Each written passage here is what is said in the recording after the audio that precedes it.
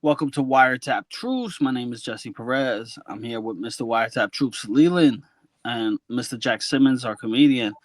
My new shirt for the show, my son got me a Christmas present. He saved up his money from his job. He was like, I opened it. He said, Dad, I know you do the Wire podcast. I got this for you. Maybe you could wear it on the show. The D'Angelo scene. So it was That like, is an awesome gift, man. That is an awesome gift, man. Shout out to the Prince. Yeah. Shout out to Prince Perez. I don't know if that's his Yeah, last name, Jesse, but yeah, yeah. shout out to the Prince, man. We that is appreciate awesome. I saw that, that photo that we guys had together. That was great. Hard act to follow too for the next gift that you got, probably, right? that. Yeah, That was yeah, just yeah, like yeah. shit. I put it on the Facebook group too that we're all part of, and it got a Yeah, lot of likes there. So yeah, that's awesome. I love that fan group. Yeah. The Wire, all the pieces matter on Facebook. I didn't get any So wire paraphernalia. I got fucking underwear as one of my gifts, and I'm like, all right, yeah, I get that too. I guess I'm getting to that age. Like, I thought underwear was not a gift. I thought that was a fucking errand. I thought that was like, did you run out of? I guess they just, ran Oh, out of ideas. But that's fine. I'm I, happy to I have more underwear. I love getting new underwear and new Right. socks and stuff. Right. It's Socks. true. Socks and flip flops, man. You give me socks and flip flops, bro. Yeah, I'm good forever, man. There's yeah, nothing more comfortable than a new pair of boxes. dude. You never need enough underwear and socks. I Yeah. think. That Um. was a big one. So today today's a little sad episode, but not really because we're gonna celebrate the life of James Ransone, Mhm. aka Ziggy. We got the news a little early, Mhm. and we were just like kind of all in shock and kind of like, Didn't want to accept it.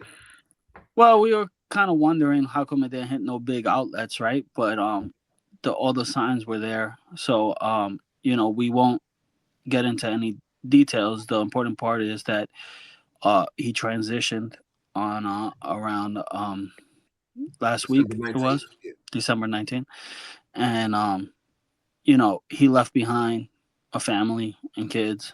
That I so the point of this episode, I think, is just to show tribute to one of our favorite characters on The Wire. Mhm. Yeah. That we always have so much fun talking about. I remember when we had Miss Donna on. My first question was, how much did that letter jacket that for Ziggy cost? Um, and when as we got to know like all these Wire people, and you know, I'm, I am the one that does a lot of the messaging to the behind the scenes and the actors and stuff, and try to get them on our show. And one of the people I was looking for is James Ransone.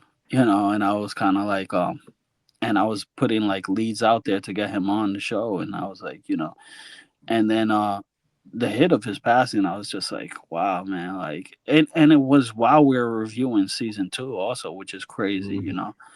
um which is another thing we're going to do. So we're going to do We Own This City episode 3. I mean, we're going to finish We Own This City, and we're going to do it with The Wire season 2, Yeah. now that he passed. So we're going to do 1 week, 1 week, 1 week, like that. um but yeah, man, it was sad news. And I got the confirmations from a few people. One, I got a Facebook message actually from somebody, and they were like, "Did you hear about?" I was like, "Oh shit, it's true then." And then so yeah, man, we're gonna have this tribute episode also as an episode where we hope his kids could come and watch and just show how much his father was appreciated. And we're trying to make this as tasteful as possible. So Yep. rest in peace to James Ransone. Your Mhm. family's in my prayers. For sure. And I'm gonna Leland, Jeffrey Pratt Gordon wrote something on Facebook that I really liked. Would you Okay. mind reading that? Yeah. Jeffrey Pratt Sure. Gordon, of course, played Johnny 50 Yep. in season 2 of The Wire, who we Yep. also interviewed a few weeks back. Yep. Take it Yep. away, Leland. Sure. And they were really close on screen, so I'm Scene sure partners. They were in so many scenes together. yep. They were friends. Essentially, their characters were Yep. friends with each other. Yep. Well, That was They key had a part. friendship. he They had a friendship off screen as well. well Yep. he mentioned too that he looked at his one of the ways that he played his character was he looked up to Ziggy. He said, Mhm. "My Mhm. character looks up to Ziggy," and he said Yeah, that's the way he played it. Of Okay, course. yeah, I'll read it. And shout out to Jeffrey Pratt Gordon too. We great interview, and we appreciate you allowing us to share this on this interview about James Ransone. So he wrote on Facebook. I'm deeply saddened to hear that James PJ Ransone has passed away. We first met and worked together on season 2 of The Wire. His character Ziggy was friends with my character Johnny 50. Because of that, we shared a lot of screen time. I also enjoyed filming our scenes together, especially the conversations we had between takes. We worked together again on John Waters' A Dirty Shame and finally on a pilot called True Fiction. PJ was such a talented character, actor, and a fiercely honest performer and friend. I'm going to miss working with him and those deep and meaningful conversations we used to have. My heart goes out to all of his friends and family. Rest in peace, pal. And then he has a YouTube link. I assume that's to a scene of theirs or a movie of theirs or something in the post too. So shout out to Jeffrey Pratt Gordon for that beautiful words about James Ransone, man. It's definitely sad. Definitely, I didn't want to accept it at first, and then I started doing some shorts for our Teddy Kanaz interview, and then he was mentioning Ziggy, and I was like, oh shit, like damn, it's really real. So we're gonna celebrate him today. We're gonna give you all some different insights about his character on The Wire, some of our favorite scenes, some of the stuff that you all may not know that he was a part of, and some stuff off the camera that really just paints him in a phenomenal light. And we're gonna celebrate him today. So we hope his family finds this as tasteful, and we wanted to make it as tasteful and celebratory as possible. So it's crazy when I like I know we don't I don't know him personally and nothing, so I don't want to like equal the grievance of any of his friends though. But I'm just saying, like, I remember like going back and watching an episode and just kind of tearing up, yeah, because no, when we got the no, for news, sure. right, to just start like, and it kind of just doing this podcast just makes me feel like a little closer to the Wire people and the Wire Yeah. family. Like when we have, and it's just like, and his friends called him PJ. I found out, and he was so yeah, man, it was kind of crazy. I went back and I watched I watched season 2, episode 7. The next one we're going Mm-hmm. to do, and I was like, That's good because we got to watch it in a few weeks anyway. So Yep. exactly, yeah. So it was just it was sad, man. Just seeing, and I don't know. Maybe Jack would know. Maybe Jack would agree or disagree with this, but he was in Larry Clark's film Ken Park, right? Larry Clark yes, did Kids. He did and Larry Bowling. Clark is a That was the taste other one that he did.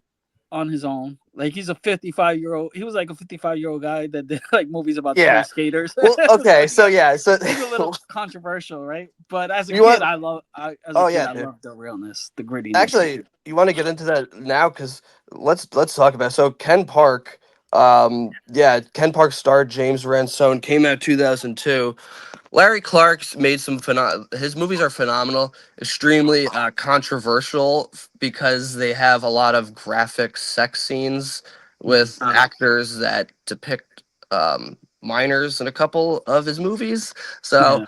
a lot of people are pretty skeezed out by that, understandably. But the movies themselves are phenomenal because they're very um like they're just so real and very disturbing and like depressing and shit. I know I'm not like if you're like me and you like that kind of stuff, like they're just really insightful Well, it's gritty, movies. gritty, like kind of Gritty, gritty. that's the perfect word to describe. I love movies like that feel real, that the characters feel real, that it's gritty and honest and unflinching. Ken Park is about a group of teenagers who live in like Southern California, I want to say, Hmm. someplace like that. uh it came out 2002, so everyone has that like skateboarder stoner vibe, which is common in a lot of his movies. The characters are always like drifters and they're like aimless kids and whatever. um but James Ransone plays the character of Tate, who's like just his character's like has this like explosive rage about him that like he's like almost unhinged. You don't know what he's gonna do, if he's just gonna snap at some point.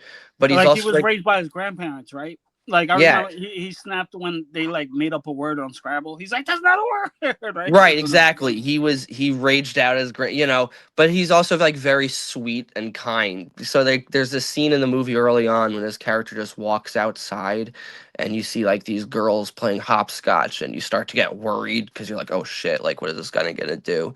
And then he just like sits down and like hangs out with them. And it's like yeah, and I like the way that it shows that the character is very like three-dimensional and he has a lot of different layers. He's very sweet, but he's like very troubled, and like his performance is great because he really captured that like vulnerability and like that like tenderness or whatever about just being a kid and not having any real direction in life or not having any like support system. The none of the kids in that movie have like a support. All their parents are awful, so they only have each other as friends.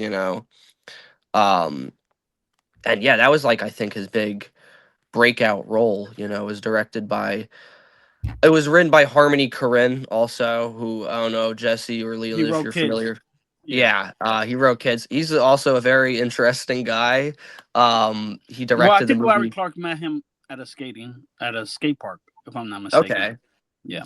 Yeah, Harmony Korine is also he's a genius artist and might also be insane. Like because if you're into it, there's watch his interviews with David Letterman in the 90s. He's just like this crazy Off awkward the guy. filter. Harmony Korine, yeah, it's really hilarious. He eventually I think got banned from the Late Show because he tried to rob Meryl Streep's purse. He was like seen like trying to go through her purse, trying to get money, and he banned like Harmony Korine from the show. He a menace. Yeah, dude. But he made that movie Spring Breakers with James Franco years Mm. later and a few other. Anyway, so the movie's really great. It's very gritty and there's a lot of sex and drugs. So, but yeah, we're bringing that because that's like one of his main starring roles, and Yeah. it That was was only before The Wire, right? 2000. Yeah, well, it was before his season because that came out Yeah. 2002. His season 2 came out 2003.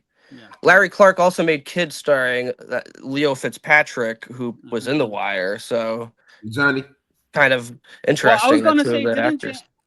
So I don't know if it's me, right? Doesn't James Ransone have like a little bit of the charisma of Justin Pierce, who of who played Casper in Kids, you Yeah, know, and I kind of like. Oh, when I kind of think of like Ken Park, I was like, oh, he's kind of like the Casper of the not the Casper of the film, but like hmm. they have like a similar resemblance and right? Don't they? Yeah. Justin Pierce who passed away. I don't. I didn't I know know that. I'm Leland. sorry. You'll Oh, probably wow. know Pierce. Am I saying the right last name? Justin Pierce, right? Yeah, Casper yeah. I from didn't know Kids. that he passed away. I'm sorry. Yeah. Leland, you'll remember Justin from you saw Next Friday. Yeah. What's his name? Roach. Roach. Yeah, yeah, yeah, yeah. He died. Don't you He think died a James? while ago though. It's been years, if I'm not Yeah, mistaken. yeah. Don't you think James Ransone has like a resemblance to him though? I don't know. I kind of thought like I they could have see like that. some kind of You a mean like more like charisma. personality, likewise, or like Yeah, physical? I don't know. No, I they kind of kind thought of. Yeah. like that. If you looking at pictures of them, they look like they could be first cousins or like maybe even brothers. Like they do kind of favor a little bit. Like yeah, I thought so. Yeah. I can see I, that a little. I mean, I think the difference is the kids in the movie Kids, Casper and Telly, Leo Fitzpatrick, stuff. They're awful. I mean, they're like irredeemable pieces of yeah. fucking shit throughout that like the way. I don't know. But you I know never saw. what? Actually, Casper has a redeemable. Casper does have a softer side to him. They show like when they go to the kid's house and he gives the girl like an orange. He gives the guy spare change. The guy who Yeah, says I have no legs. He gives him spare change and says God bless you, brother. but You it know ends they with him taking advantage of that woman. I mean, no he's no not. I. But I'm just saying throughout the film they do show a Yeah, softer side to Casper and of that's good. You want your characters to show like moments of like sympathy even when they're like unsympathetic. You know what I mean? It shows like the different layers of that. I like that. the moral ambiguity. I think in Ken Park, his character, I don't think he did anything like egregious. He was just like right. I don't honestly. Am It's I been a getting the while. ending wrong? Didn't he finish his grandparents off in the end of the movie? At the end of the movie, does he kill his grandparent? Oh yeah, he does. Okay, yeah. So yeah, yeah. No, wait, I'm completely wrong. That's I what I think. never mind. Right? But I haven't watched that movie in yeah, like yeah, yeah, 5 years. I'm So like, and I haven't fuck. watched it in a while neither. That's how come I'm like, am I getting the ending wrong? Doesn't Oh he? yeah, no, he does. Yeah. But the three Um, other friends that ends with them just like fucking each other, like having a and living in the same house, like you know what I mean. yeah. It's a really it's a good movie, but not for everyone. And It's he, yeah. not for everyone, but it does show how talented of an actor he is, Oh yeah, and of I would course. actually recommend it. I would actually recommend going to see it. You know, of just to see him in it. I Yeah, wouldn't. You know, he also did Generation Kill, written right. by David Simon, also right, where he was like a wisecracking guy. I haven't seen that in years, but I was like kind of intrigued by that. Mm. That came Yeah, out during that time. I definitely would give Ken Park a recommendation too. You know, for people that love good movies. And Generation Kill, yeah, I haven't seen that yet. Leland, have you seen that one? Mm, The it was about, of course, Iraq War, like at the height of it, came out in 2007, and that was when The Wire was still going on. yeah, that's the So last Dave, season of The Wire, right? Yeah. yeah, last season was '08. So David Simon must have been working on both shows at the same time. It's crazy. We could do a limited. We could review that at one point during our Right. podcast, since it's a limited Yeah. series by You David know the Simon. thing that's so great about James Ransone is like every scene that he's in and every movie that I've seen him in, and like I'm not just saying this, but like you can't like take your eyes off him. You know what I mean? Hmm. He's He just has fascinating. this like presence, this like charisma that just you Yeah, know you're just drawn to him. Even like in The Wire, like any scene he's with like Nikki, you're mainly focused on Ziggy. I just yep. find myself. Yeah. So it's funny you said that, Jack, because I wanted to bring that up too. Like, um, actually, I mean, I did want to talk about one last film before we get into the Oh wire. If yeah, of that's course. okay. Uh, Oh, yeah, I got a his, couple ones. I was just bringing that up, but yeah, we could. Yeah, of course. his character in It, chapter Yes, two, let's right? talk about that. Um, so he played. Give us a little background on the character, Jack, if you will. So it, of course, is unless you know you've been living under a rock. Everyone, I'm sure you're familiar with the story of Pennywise the clown that terrorized everyone from the book by Stephen King. You know, Uh, my son was a horror film fan when he was a kid, and I took him to see that when he was like 7. the one with Tim Curry. Took us to go see it. Yeah, you know. Oh shit! Wait, you mean the one that came out No, like? now with Bill. Oh Yes. shit! Okay, I thought you meant like you like. For some reason, I was thinking the one from 1990 with No, Tim no, no, Curry. no, Okay. no. The one with Bill Skarsgård, and as a kid, he kind of like he didn't get scared. Like he just did the Pennywise dance, and people are like, Yeah. wait, and people like people are like, okay, he does the pay. Wait, you took him to go Right. see it? I'm like, yeah. It's about a clown. How bad could it be? It's got the kid from Stranger Things. It's gonna be fine. You know. my son like my son liked horror movies. What can I say? Yeah, your son's got good taste. A funny story about it.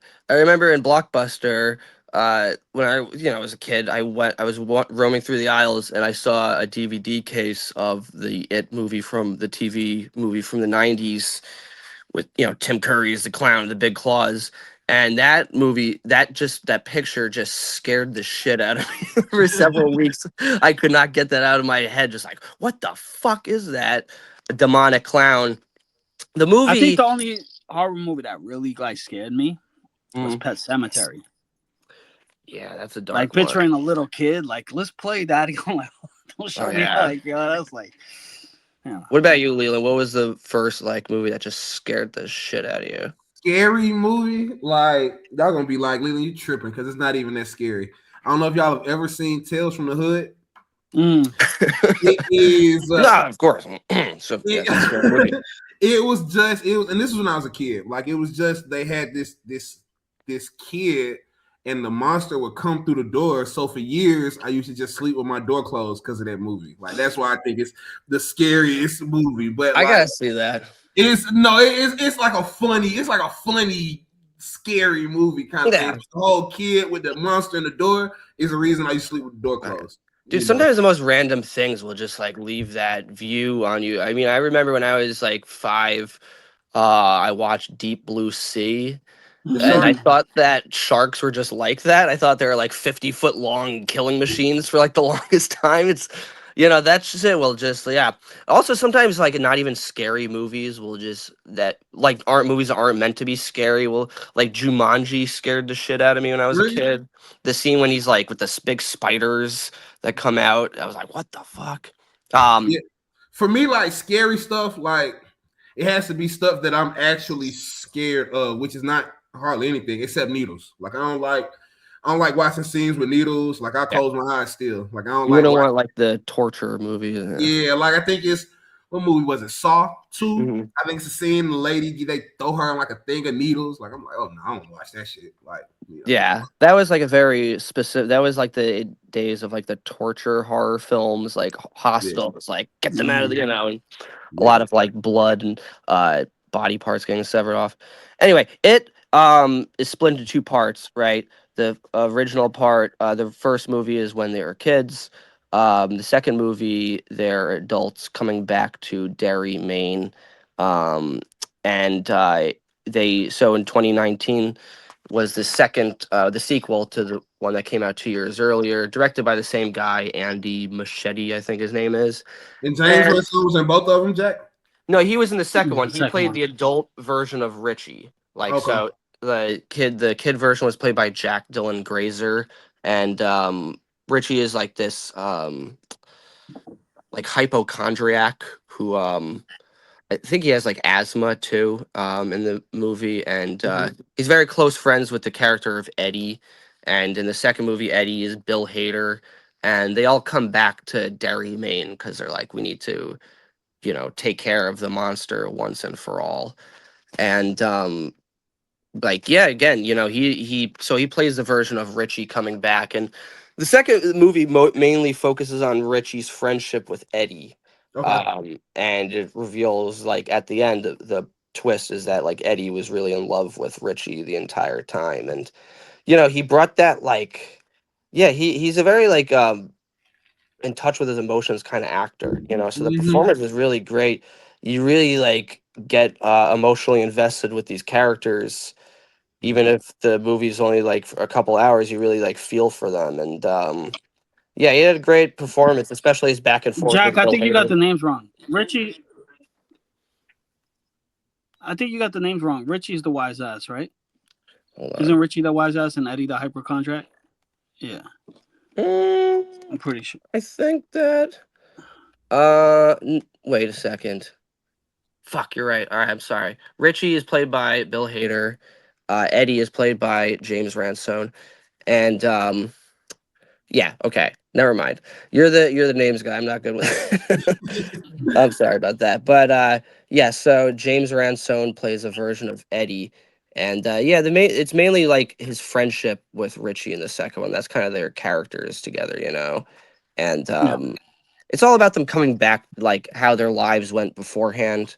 You know what I Hmm. mean? Like the main, it all shows like at the beginning of that movie, it's like here's where they all went with their lives, and like now they all have like this similar goal, and it's about like And friends here's, meeting up after like 20 years, in their it's a hometown. great movie. It's a great series. If anybody hasn't watched it, I would watch. It's about confronting fears and stuff like that. Leland, if you've never seen Mm. it, I would definitely recommend it. But it's in the It chapter 2, right? I feel like James Ransone Eddie wasn't as memorable as like a Bill Hader and stuff because we remembered Richie and stuff. But it's kind of like it's cool to see actors play those roles too of like the straight man, like we Mhm. don't, because it's kind of like I remember when Christian Bale won the Oscar for The Christian fighter. Bale won the fighter, and he kind of said, "Shout out to Mark Wahlberg. That's not an easy role. The straight man. I played it like a couple years ago, and he was referring to when he played Batman and Heath Ledger stole the show as the Joker. And it was Right. like everybody was talking about the Joker.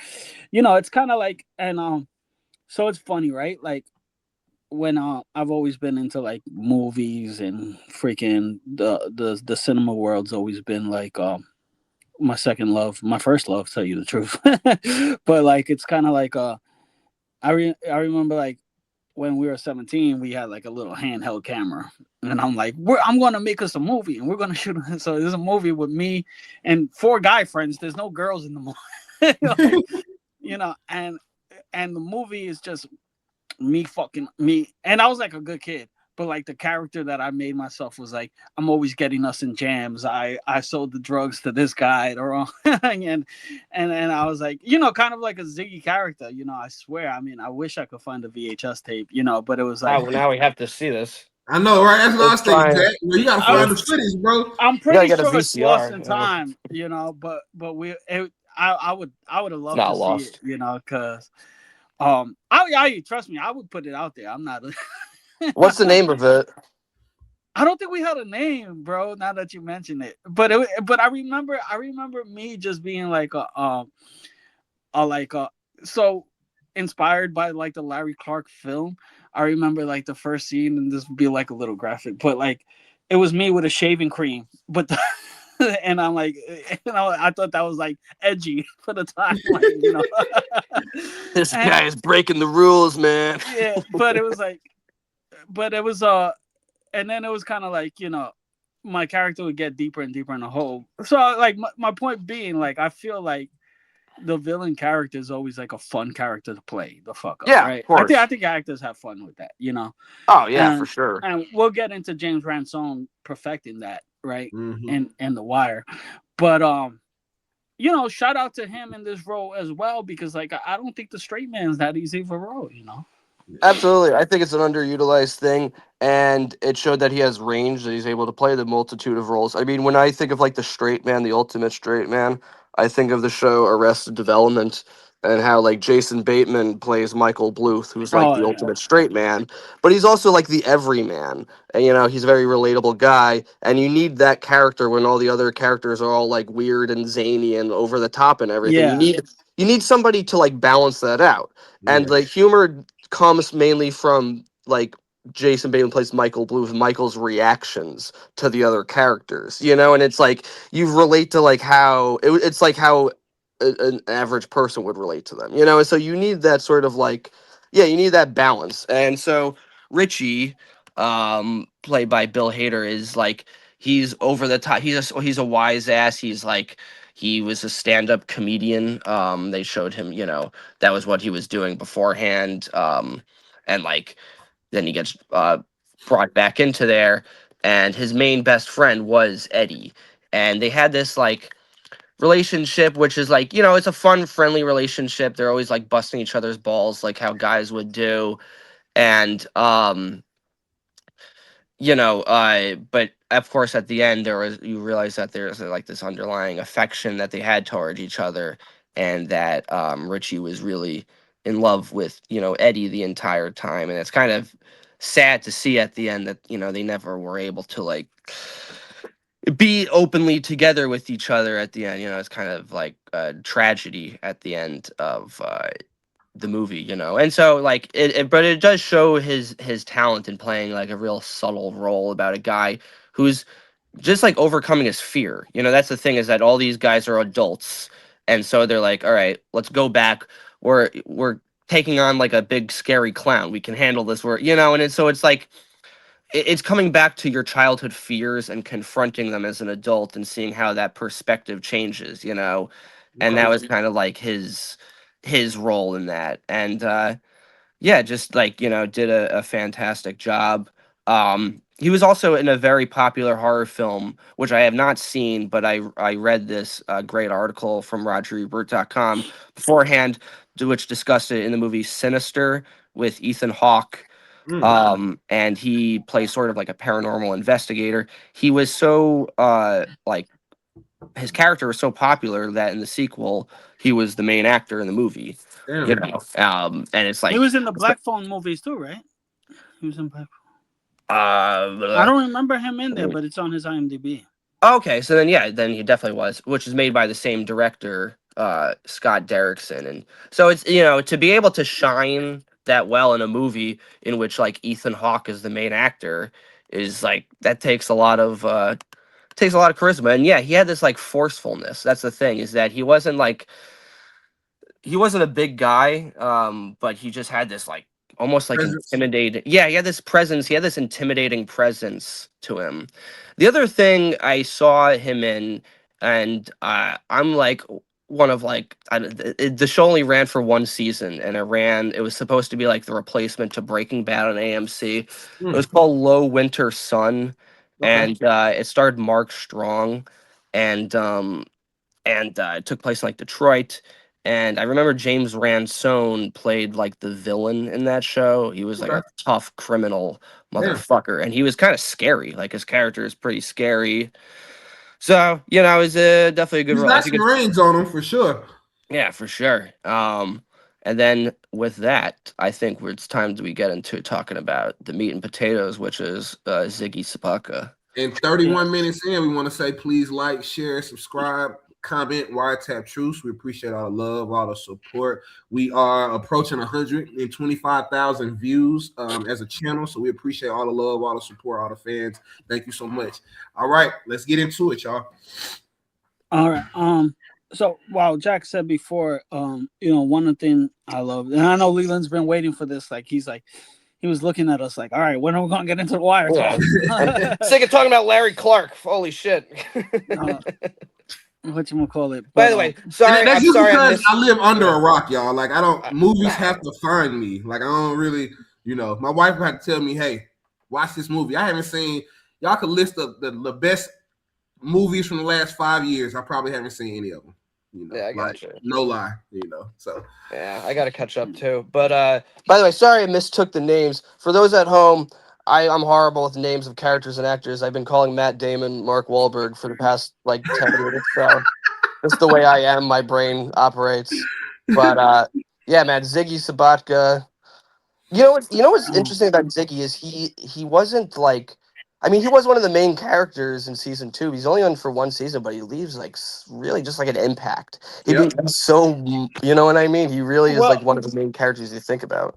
I mean, he's a character we talk about a lot, right? Mhm. From the Teddy Kanaz interview, like I asked Miss Donna about like his wardrobe, right? Like he's just like such a like standout character, and Yeah, with like so it's funny that you brought that up, Jack, before with Nick and him, right? And Pablo Schreiber and him worked magic together, like their chemistry is unmatched, right? yeah. And Pablo had a But great tribute also, to him. oh, Yeah, did he? man. Yeah, Oh, I didn't absolutely. see. Uh, They had a I don't know if friendship one of you outside the got. show. Oh, did he write it somewhere on social media or? I think so. One of it might have been on Instagram or something. Oh, all right. I try to If any, find it before we wrap up, y'all. okay, yeah, if you can find that, Leland, maybe we could read that too. But you know, uh, he could like Nicky's always like a jaded, wise ass, and the person that could always make him smile is Ziggy, right? Like Yeah. Ziggy just puts him in a better mood, right? You notice, like when he's like, even when Ziggy's fucking up, he like Oh, yeah. Nick can't help but just to smile, like laugh, Well, like he always is like like a little brother. Even though they're cousins, I always thought of them as like big brother and oh little yeah, brother. You know, sure. he had that A lot protective of families nature. are raised like that too. Like my first cousins were like brothers to me, Mm. Um, And and Nicky it's looked just out that. for it. He protected him. Yeah. Sorry, go ahead. No, just no. What you said that perfectly. That scene when Chris Bauer's like, he's your cousin. He's like, he's your son. Kind of like Yeah, that.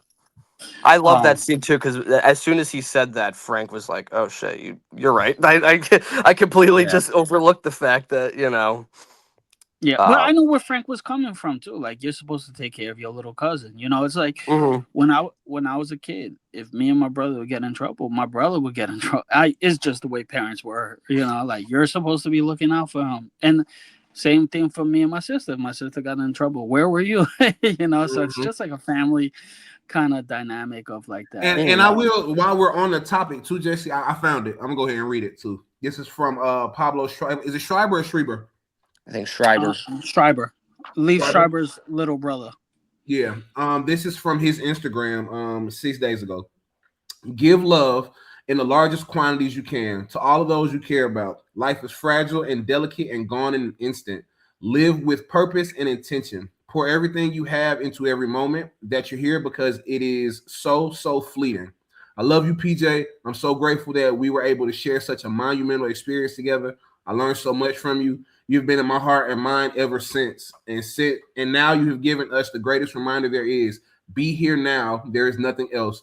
Rest easy, sweet man. With some prayer hands and a broken heart. Rest in peace, James Ransone, 1979 through 2025. So beautiful tribute, and it's the picture of him holding the duck when he first gets the duck. That's the tribute picture that he posted for him. Mm-hmm. What's the famous quote too? How come they don't fly away? How come they don't fly away? That's the name of this episode, and what we're gonna name it when we release it. Man, how come they don't fly away? Yeah. You know, So that scene with the duck is like, what's so powerful when he buys that duck is that he like has this like Connection. loving connection to it, and it's like, It's special. unfortunately, yeah, of course, when it dies, he's Oh, he's so pissed. angry, and it's like He is he's pissed. He but can't believe it. that's the thing about Ziggy is like he had good intentions, he had a big heart, he just never knew how to function properly, and he kind of like he was impulsive and Yeah, unhinged in a way that like made his life more difficult, and in a way that I feel like that's a relatable quality, like we all it kind is. of can do that, you know.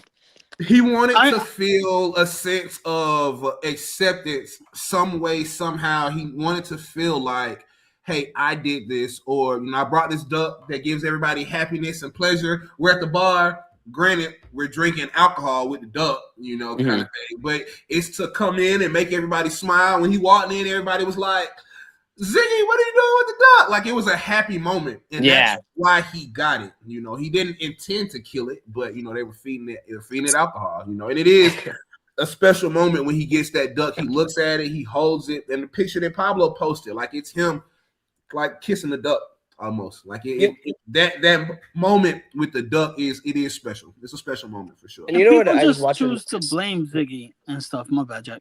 People No, you're just choose right. to blame Ziggy for stuff like he brought the duck in. He's like buying it drinks. Everybody's cracking up, and then it's his fault that the duck drinks itself to death. And it's like And they're encouraging the everybody duck was to drink Why? too. Yeah. Why didn't you everybody guys was stop it? partaking in it. Exactly. It Why wasn't did? until the duck died where it's like, damn, Ziggy, that's fucked up. By the same actor, I don't know his name. Is it Nat? It's the buddy who went with Nikki to go see Cheese. I don't know his Mhm. name off the top of my head. Yeah, it's Is it? not. It's not. Is it Nat? He was like, man, that boy ain't right or something like that. But when he brought the duck in, he was like, hey Ziggy, I bet your duck won't touch that top shelf rye or something like that. Some Yeah. alcohol he named, So why you didn't say then, hey Ziggy, Yeah. Yeah. don't let the duck drink, Um, yeah, and that is like, yeah, it's why, because Ziggy was an easy person to blame. He was the scapegoat for a lot of things, Yeah. and it's like people like to give him a lot of shit, but they never took accountability for how they treated him, which is kind of the thing that bothered me about the dock workers, which made them less sympathetic when they ultimately got caught. Yeah. Um, a lot of times it was like felt like, well, you guys were, they had this like, and it kind of exposed the hypocrisy a little bit of the unions, because it was like the idea of the unions is like you're all supposed to be looking out for each other, but like they didn't really look out for Ziggy. They kind of just like treat him like a joke, even though his They dad did. was their boss, Yeah, they did. and it's like, and so yeah, that it's another aspect that you rewatch it and like you realize like they're not as noble as they proclaim to be, even though like they're supposed to be like the working class heroes. It's like at the end of the day, all you guys are always like breaking the law, and you don't like, when it comes down to it, you don't really give a shit about some like Ziggy or something, so it's, I like They that they showed that little aspect of it, that they sent hypocrisy. Ziggy into the trenches to go fight Maui. Okay, like, Yeah. and mind I was y'all, just thinking of that scene. That's crazy.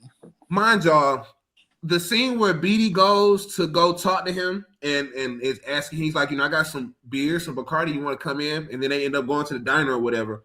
He's tall as shit.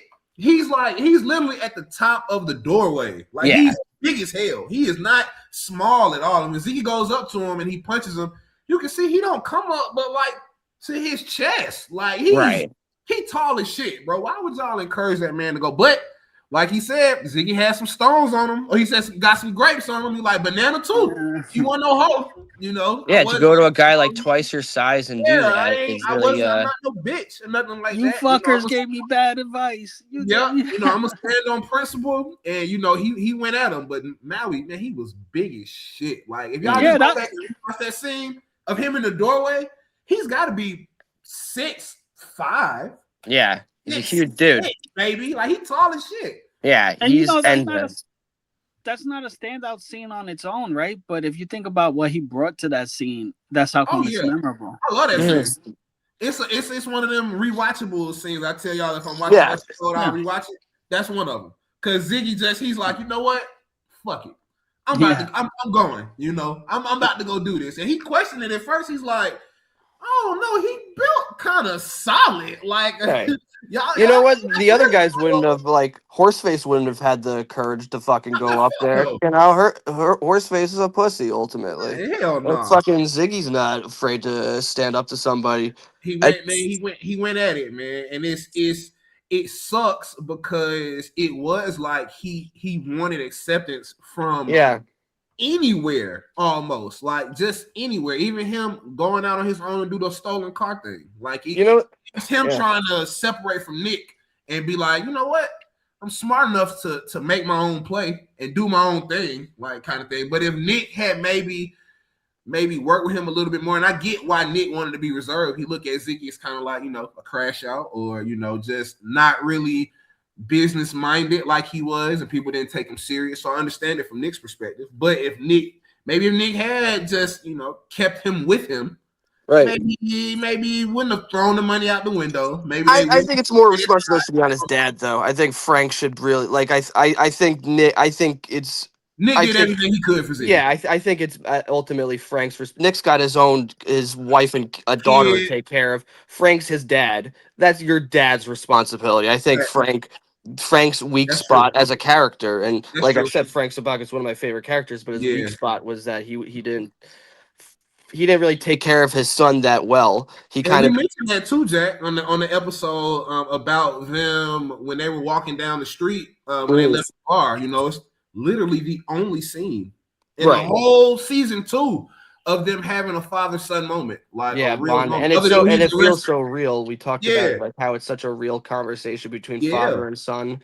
You know, Um, that was his and only flaw. That was his only flaw that was was the thing that yeah. putting everything. He literally put everybody in front of Ziggy, like as Well, far also as his workers and the pride, union and you stuff know, like that. Yeah, you know. also his pride too. I mean, that I was his like ultimate downfall.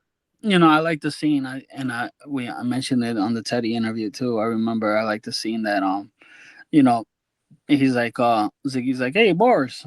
He's like, hey, he's making a joke. Yeah, And then when Nick sees everybody else get serious, he's like, go the fuck over there, Zig, right? Or whatever he says, Yeah. right? Like leave us alone. Like and you see like Ziggy a little stung by that, right? And I he's kinda embarrassed. Yeah, I said yeah. I kinda related to that, you know, growing up. Go ahead, Jack. No, it's true. It's like yeah, you feel for him because it's like a very uncomfortable thing. You're just like told to fuck off like in front of it's embarrassing thing. You said you like grew up. What were you saying?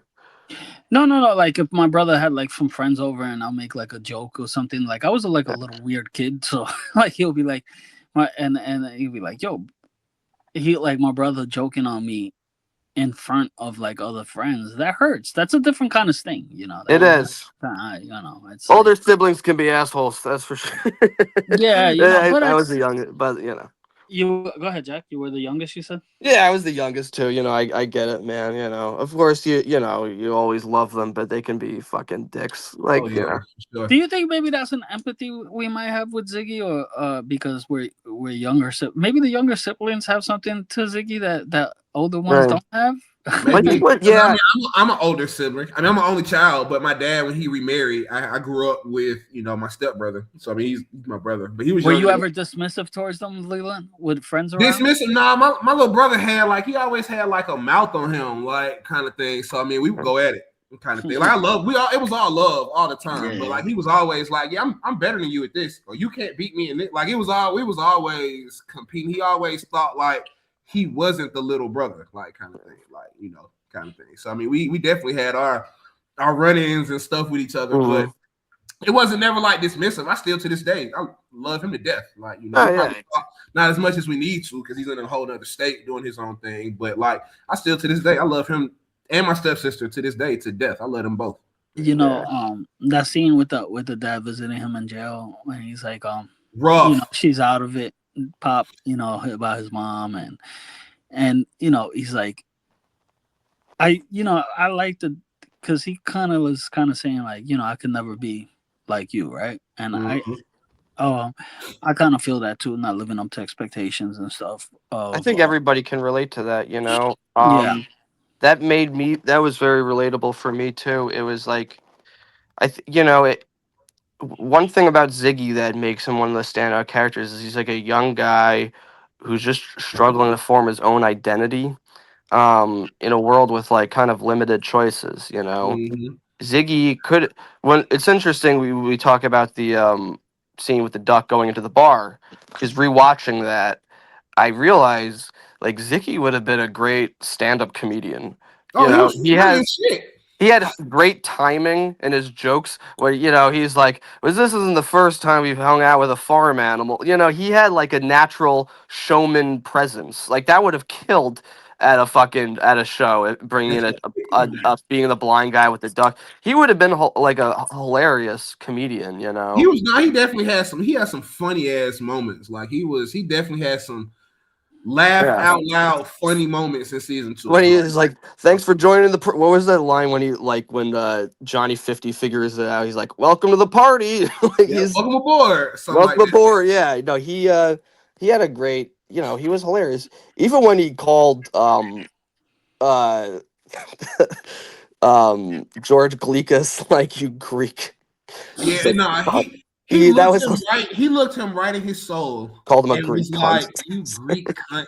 Like it It was was almost hilarious. like a vowel check shaving moment. Like he had like a vowel check moment. Like he was like, "You Every word, every letter in the word cunt, just when he pronounced it so well. you It was Greek like, cunt." Like it was no, it was rough. Yeah, it he was great, spazzed out man. on him. I saw in the tribute the article that he played Ziggy Sabat. His real name is Chester. Is that Just said on the show? When yeah. is that said? When he kills Double G and it's in the newspaper. And Mm, Lester is like Chester Sabaka kills that when that's when they say it. Uh, no. I he's was like, did Ziggy. they He's ever not say his Chester. real name? No, not other than that. I think it's just that one scene. I Uh, love that about the Wire too. That their first we, Bunny Colvin's real name, we only hear it like Howard. one Yeah. time. How it's like if you gotta Right. really pay attention to that stuff. And Yeah. what is the Bunk's first name? Is it the Nope. or is it Bunk Moreland? You know what I'm saying? Like that's Isn't kind of it William? I don't Isn't know. that I his think it name? is Bunk William Moreland? Buck. William I think it Moreland. is. Yeah, I I think think Bunk it is is just a William William Buck nickname. Moreland. I think William so. Buck Yeah. Moreland? Okay. I Yeah. just call him the and Bunk The is his last Bunk. name, you know, like Oh yeah, or Wagstaff's real name, like Cheese's real name. I think what is that again? it's Uh, something else. It's not it's Wagstaff. just like a They lot of these showed it on names the are like stage. pretty like dorky names, so they're just like, yeah, I'm gonna come up with so. Yeah. It's Yeah. he's Ziggy though. He doesn't feel like a Chester. It Yeah, feels he's like not a it's chat. He's Ziggy. it's like when you find out Kramer's real name is Cosmo. You're like, what? No, What is the Ziggy name? What's the Ziggy nickname? How does somebody get the? Is that from a cartoon, a comic Well, strip? yeah, there was the comic. That's the only Ziggy I know is the comic strip Yeah. Ziggy. Yeah, Ziggy Sobotka is probably the second famous Ziggy, and of course, Jesse, you might know that there's shout out. There's the bar Ziggy's in Massapequa. Did you ever go there? Oh no, no. There, that used to be a very common open mic when I started off doing stand up on Monday nights. I don't know if it's still there, but yeah, shout out Ziggy's in Massapequa. So let's see. In the wire, Ziggy Sabaka's name likely. This is likely. And the whole Google AI stuff, you never know if it's going to give you the right information. But name likely comes from a combination of being a Polish nickname, short for Zygmunt/Sigmund, and his wild, unpredictable nature possibly linked to the Germanic Siegfried, which is victorious protector. With David Simon hitting that real life Baltimore stevedore named Pinky Banyan, known for his outlandish behavior, all fitting Ziggy's chaotic electric dockside persona according to a fan discussion and creator insights. So that's the name of Ziggy. Ziggy's I first was name gonna is say that. So, yep. um, Leland, you wanted to mention some stuff he did outside of? Yes. This is we were looking up just different ways to celebrate James Ransone, in the midst of us trying to put this episode together, talking about some of his works on camera, The Wire, some of his movies and stuff. But I also wanted to look at stuff off the camera to see how we could showcase what type of individual he was. There was a lady, Miss Molly Watts, who posted a tribute on her page on Friday, and what it was, she was explaining I've seen this. how James Ransone fended off an assailant outside their apartment building who was trying to sexually assault her, if I'm not mistaken. So he literally fought somebody off of a lady outside of their building, like so. Just him being an actor, I mean, it's not just because you're an actor doesn't mean you have to look past stuff that you see. But some might, if a famous actor was walking and he saw somebody getting assaulted, or they might look past it, might not even think about it. But for him to stop, help her, fight him off, it just kind of shows maybe the type of character that he has and the type of person he was. And just looking at some of these tributes, some of these conversations that people had with him, he definitely left an impression on all the people that he came across. So yeah, man, I've been reading about all these. How he was like a really great guy that a lot of like touched a lot of people emotionally, especially having he overcame addiction. yep. And so he was very inspirational to a lot of people and helped people out there also struggling. And again, like a lot of other Wire natives, was a native of Baltimore, so had that real like personal connection to that. And yeah, man, the thing about art is, and we'll talk a little bit more about Ziggy in a second, but the thing about like art is that it's permanent, and art lives forever. And that's kind of one of the things, movies and cinema is my and television is my favorite thing in the world, and that shit will last forever. Yeah. And Ziggy's story, there's going to be people, like I was thinking about this with of course, with the recent passing of Rob Reiner, which was also very sad and everything. But, and, at the same time, people are going to be watching like The Wire or Stand By Me or hundreds of years from now. You know Right. what I mean? They're going to be appreciating that character, and emotionally resonating with that like forever. And in a way, it's like he's immortal because of that. Mm-hmm. If that makes sense. That He'll shit, live, like, he'll live forever. No, he'll yeah, live forever that's one of because the things about art is it's like a universal connection with us. I can't. I'm not a psychic.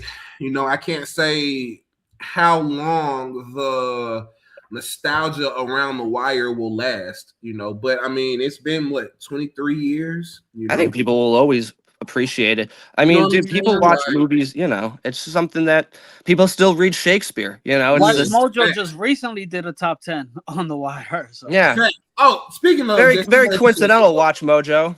thank you for that, Jesse, because I forgot to mention it. So, we did a top 10 of our most legendary scenes on the Wire, and Watch Mojo. We saw a few weeks after we put theirs out. So maybe it's inspirational. Who knows? Maybe they saw our stuff and was like, "Damn, this is a good idea. Let us do one too." But either way, we appreciate it. Watch Mojo. Y'all want to collaborate? Call us. Let us know. Y'all need some ideas. We're hireable. Okay.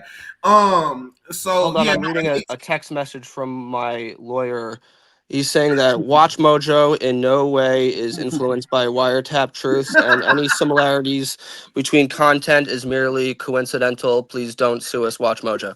Sorry, go ahead, Leland. Or you got to tell your dad to stop being Watch Mojo's lawyer and become our lawyer.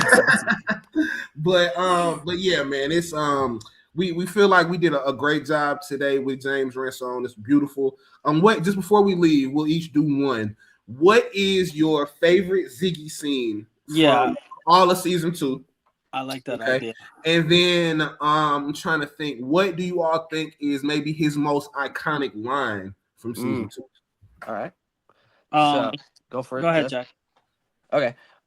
So a few come to mind right off the bat. Right. Okay. So it's gonna be so the one that like I want to talk about because we were just mentioned before, where he's Mhm. talking to his dad in um the jail cell, Mhm. not in this, where he's talking to his dad in prison, and he's talking to his dad. He's like, I was just tired of being like the joke all the time, and I was tired of people like laughing at me.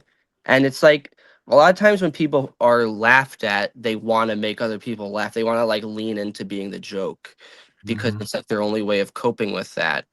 And I think that's what made Ziggy so like powerfully relatable to a lot of people. He expressed that insecurity and that rage and that longing of like acceptance that everyone wants. And his problem wasn't that he didn't care. His problem was that he had such a huge heart. He cared so much about people. He didn't know Yep. how to express it. He had so much love in his heart for his family and for the unions and for the duck and his brother and everything, his cousin.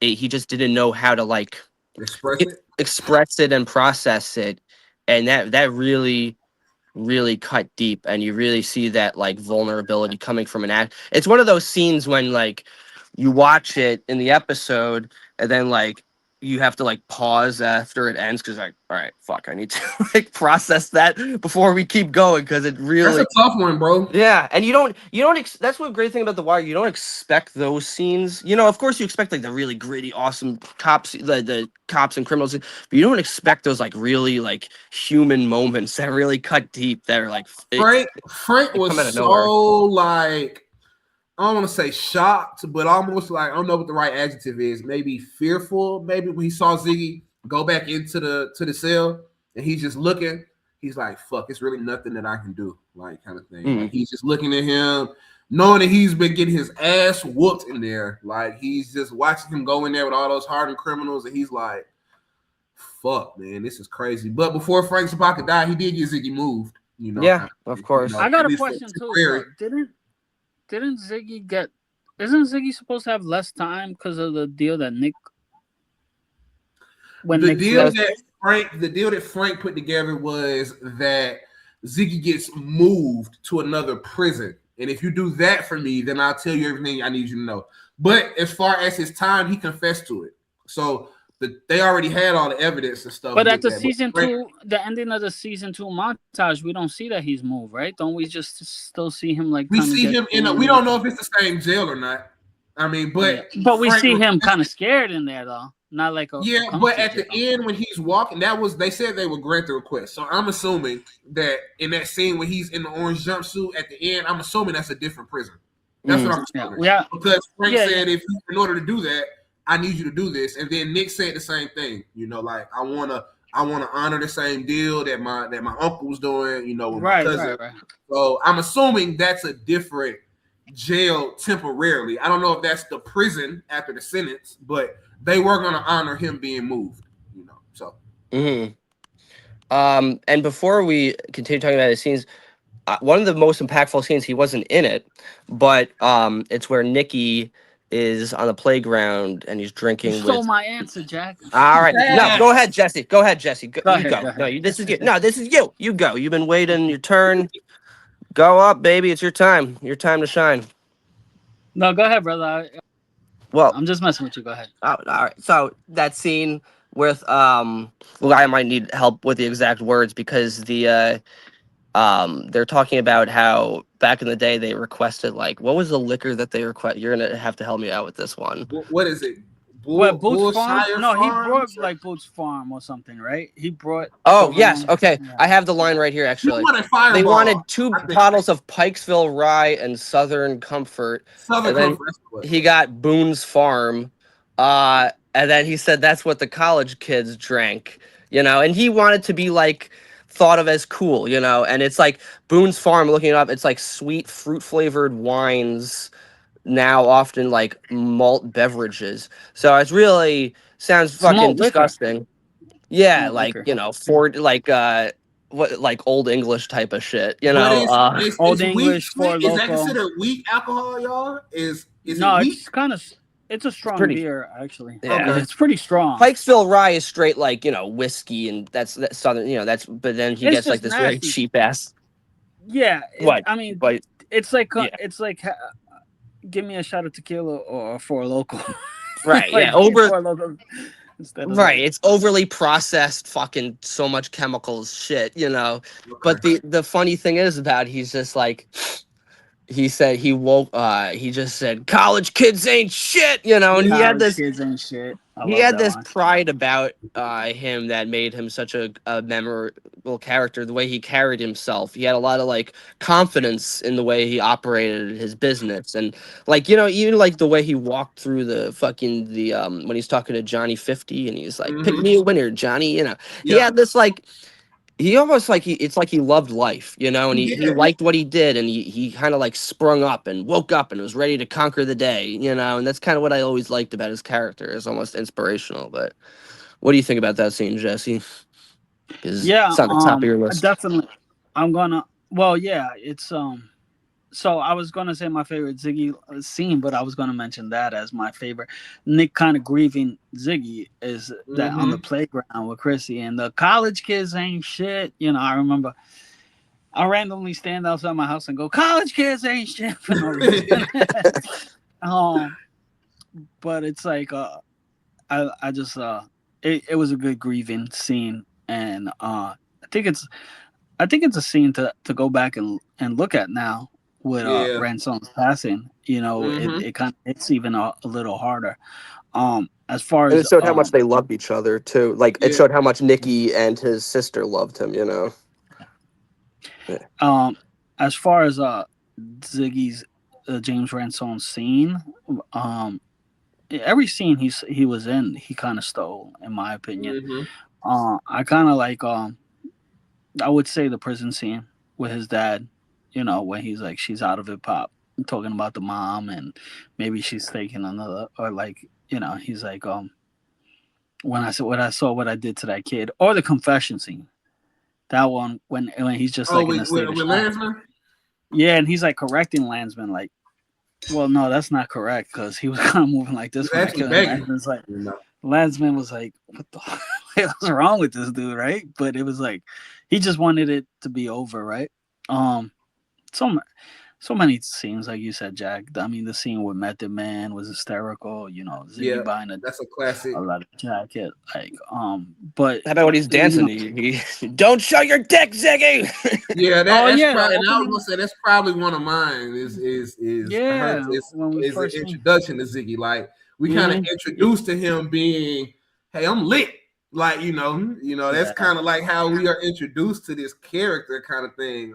Yeah, like who But this one of guy's my like larger than life. favorites is probably him and Nick when they are trying to research the drugs, and yeah, Nikki is like, he's like, spell promagnate, and Nikki's like FUCK, and it just shows that Ziggy was tapped in. And we mentioned this on one of our episodes, like he knew about computers, he knew Yeah, about he was digital smart. age, like in another world, he could have been a computer analyst He should or have been what Johnny 50 did if he had been working in there, you know, and he even gets him back. He's like, well, you all like idiots were like hugging he was basically like he got Nikki back. He's like, I was yeah, actually preparing for the future. No, yeah, he was and smart enough to, and his dad even mentioned, sorry, I was gonna say his dad even mentioned like, maybe you should have gone to college. And it's like, maybe you should yeah. have, you know? yeah. And the thing With how about it many? too, go ahead, Jesse.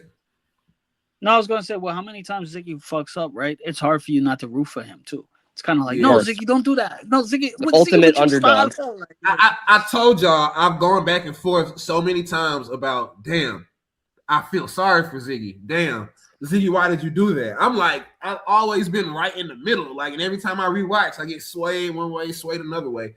He's But complicated, you know? yeah, he's definitely a complicated character. But he stole the show every scene that he was in. He's a season 2 legend. Like, for people that don't like season 2, you can't, excuse the double negative, but you can't not like Ziggy, Nick, and Frank. Like, if nothing else, you have to love those 3 characters from season 2. Like, it's just that's just what it is. Even if you don't like the Doc story or whatever, Frankie, Ziggy, and Nick, they carry season 2, and the Greeks too. But the Mhm. season 2 is nowhere near classic without those 3 characters. And Ziggy played a big role into that. And I was doing a short that I just released for us, y'all.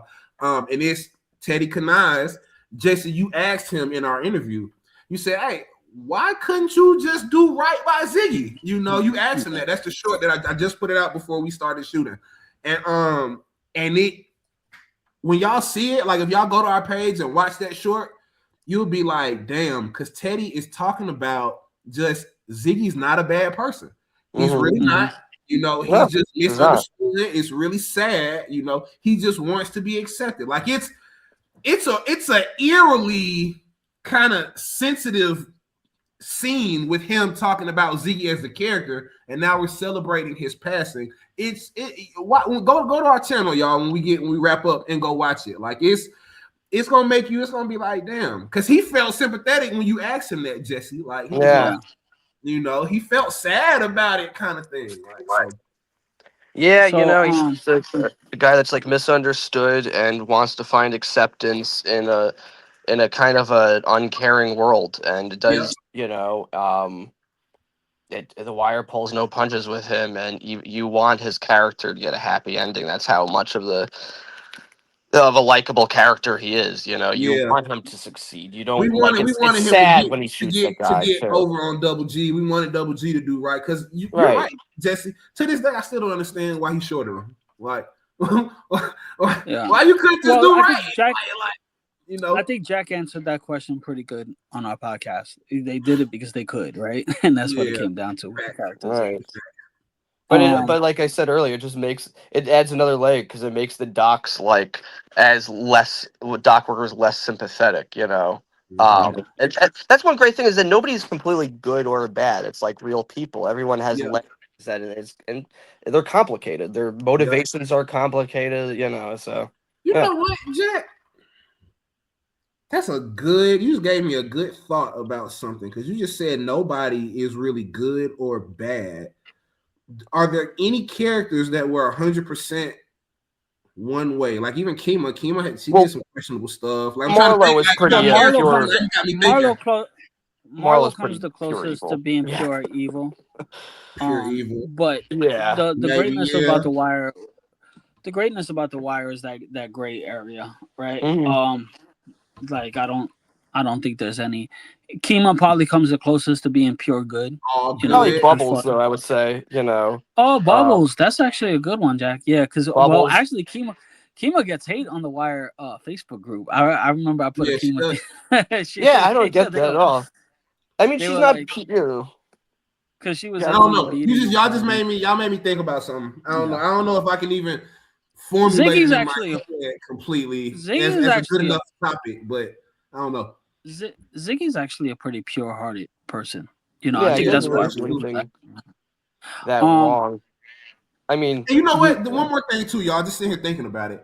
Even though he was burning that money at the bar, he still, when he got the money, I still want to take care of everybody in the bar like my dad did. Like, right.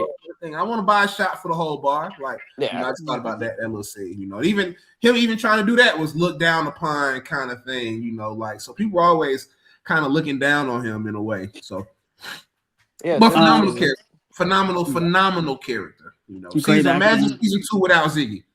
I wonder how he got the nickname PJ. I wonder where PJ came from. I don't know. That's just probably a name, PJ. But his name is what? J.R. James Ransone. Yeah, that's interesting. Maybe his middle name is something. I'm sure all his friends call him PJ.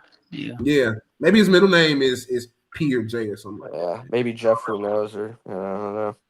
Yeah. What were you gonna say, Jesse? You had something you want to say before we leave? No, I was gonna shout out everybody. Wow. Okay, do your thing, bro. I was gonna I've been in contact with Joy Ketchkin, one of the head writers for season 2. She's gonna come on. She was actually supposed to come on before the new year. She said that this loss really threw her. Through everybody, really. We rescheduled for so I told her maybe mid-January or after January. Okay. And I just want to shout her out and just show the impact that it kind of had on the people. Miss Donna Adrian Gibson said that he was such a sweet kid, and look out for her new movie Moses the Black, where she was the head costume designer, coming out January 30th. I was talking to the guys. We're hoping to review that opening weekend, hopefully. Yep. So the trailer looks amazing. With Omar Epps and Quavo. That's the one she was telling us with all the rappers in it and stuff. Yeah. So I went to see Marty Supreme on Christmas Eve with my son, Actually, and it's a great movie. You gonna see that, Jack? yeah, I'm seeing that tomorrow. Nice. I'm looking for. I got a lot of movies to watch, over the new Yeah, year and everything. that's awesome. It's all. Oh, so you'll see the trailer. So actually, you should hold off on watching the trailer because you can see it on the big screen. It's the first Sure. trailer on that movie. Um. So and when that was the first trailer, and I kind of texted her, "Merry Christmas." By the way, I saw your trailer, and then it's and the first question I asked her was, "Hey, how much did that leather jacket cost?" Right? Then we asked a few people, "What's up with the leather jacket?" I think Alonzo Wilson. Mm-hmm. I asked. I don't know. That leather jacket just stood out to me. Like, why are you spending 2,000 on a freaking big ass leather coat that doesn't even What fit Ziggy you? say? Fuck Yeah. it. So He said, "Fuck it." Look Shit. the part, be the part, right? Yeah. yeah.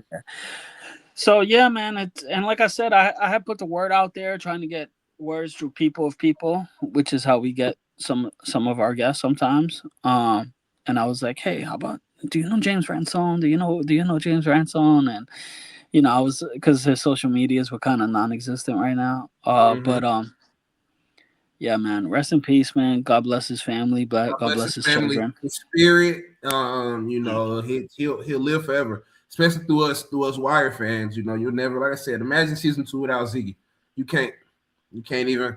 Anybody that's a fan of season Yeah. 2, you cannot imagine season 2 without Ziggy. You can't have it. It's impossible. Yeah, Yeah, for sure. we hope you guys enjoyed our tribute. I thought it was pretty nice. I thought we were like, Yeah. we touched on some stuff there. Jack, Yeah. and And happy holidays, Merry Christmas, Happy New Year, Happy Hanukkah, whatever Yep. holiday you celebrate. It's all good. New Year's resolutions, gonna have some great fucking episodes. Maybe buy a comb so I don't have to put on a hat every episode. But Yeah, we got some fire episodes coming to yeah, y'all man. next year.